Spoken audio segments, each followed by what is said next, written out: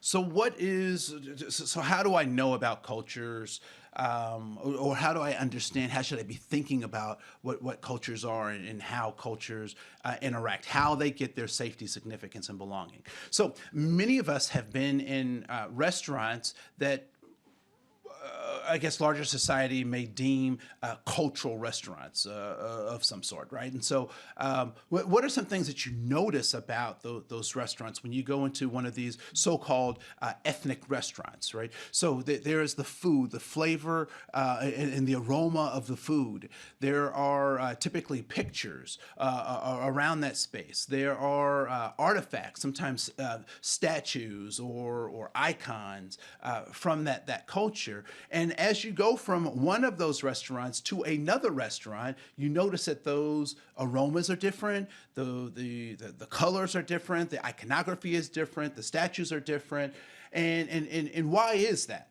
And so we talked a little bit earlier about this idea of context, right? So each of those cultures comes from a different context, a geographic context, a political context, a governmental structured context, where these artifacts, the things that we can see about a culture, have been manifested or created.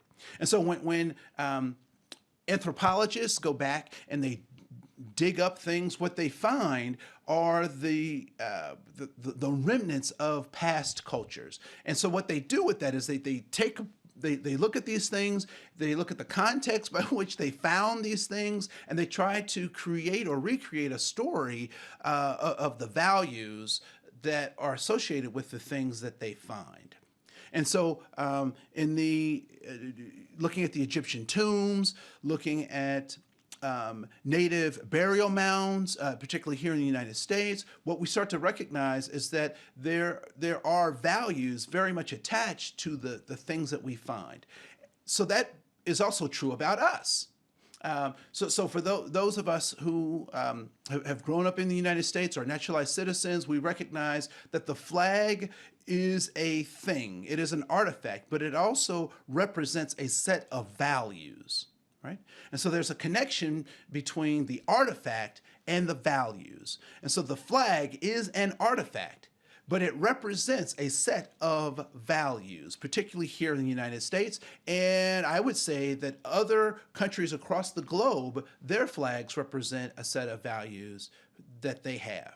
And so why is that important? It is important because when I see an artifact, I have to recognize that that artifact has value to the person who is demonstrating or has that artifact, right? And so if someone sees a crucifix, that is an artifact, but that artifact comes out of values, right? And when I see a sun and star, I have to recognize moon and star, when I see that moon and star, I have to recognize that that is a statement of value.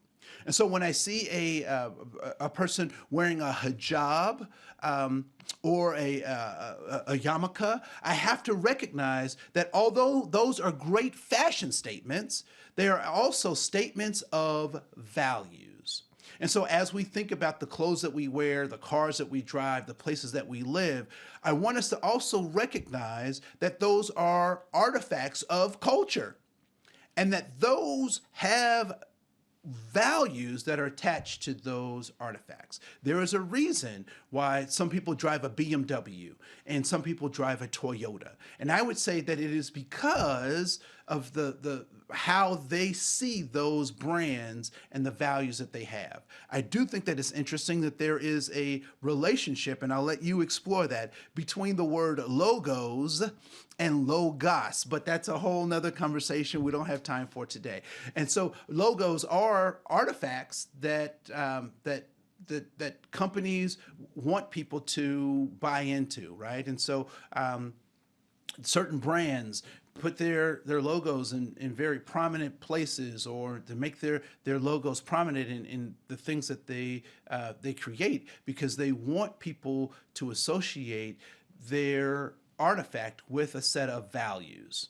And so when we think about culture, when we see the way people are dressed, when we see how they behave, when we see all of these external things, we have to remember that those external things are physical representation of values, And so if I attack someone's artifact, I am also attacking that's right, their values.